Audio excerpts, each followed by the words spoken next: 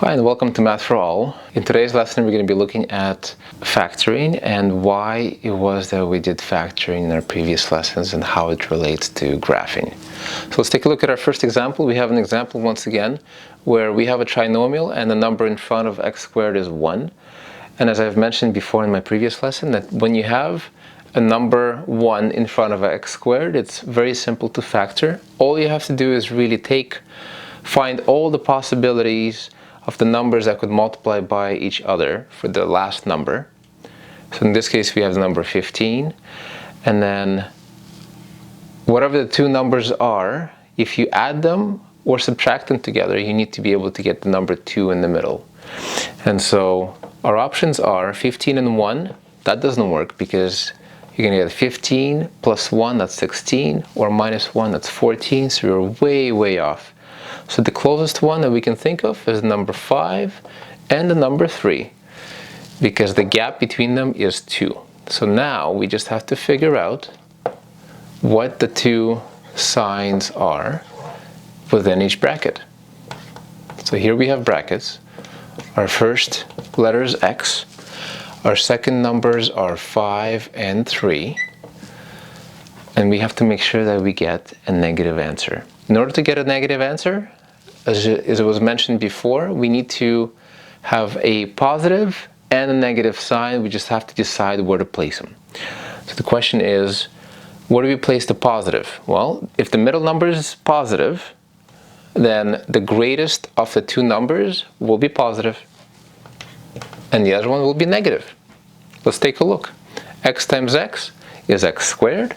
X times negative 3 is negative 3. X, by the way, x, plus 5x, that's 2x. And then 5 times negative 3 is negative 15. So our answer is correct. Now, the question is, why do we factor?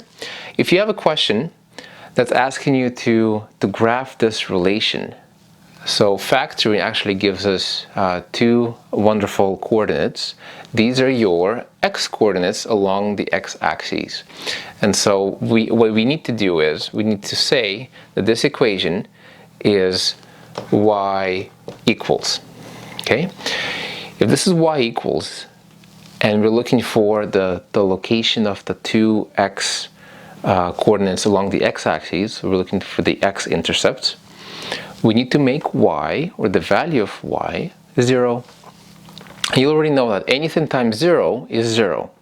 What we're going to do is now we'll examine each bracket separately in order to meet this criteria. So in this case we have 0 equals x plus 5.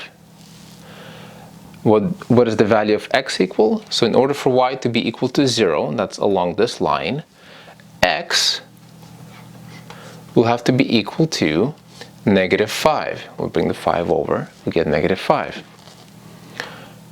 So we're going to go to our x-axis and we're going to plot a point where x is negative 5.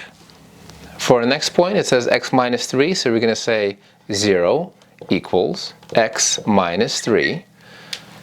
And in this case, the negative 3, once it comes across an equal sign, it becomes positive, and x will be equal to positive 3.